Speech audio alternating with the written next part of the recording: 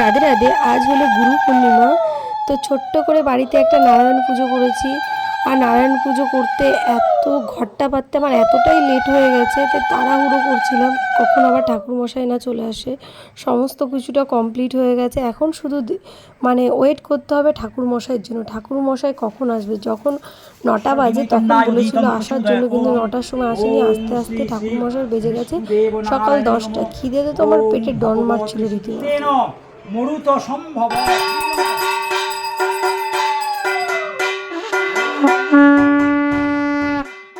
আমাদের সব কিছু অদল বদল হয়ে গেছে। কাশি বাজাচ্ছে কাকি, ঘর ধুনো ধরাচ্ছে আমাদের বাড়ির জামাই।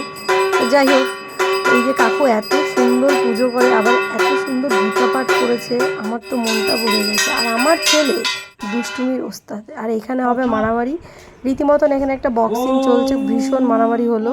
সংগার্থং তান প্রবিমৃতে ভবানভীষ্টশ্চকরে তরথ অনেনাচ্চ বহব্ব সুরা সমর্থে ভক্ত। ছেলেকে শান্ত করার জন্য হাতে ফোন দিতে হয়েছে, নালে কিছুতেই পুজো একদম ওলটপালট করে দিচ্ছিল। আর আমার শ্বশুর স্নান না করে পুজোতে বসেছে, এটা ভাবা যায়? তো যাই হোক, আমি প্রথমবার সিন্নি প্রসাদ মাখছি গন্ধরাজ লেবু দিয়ে।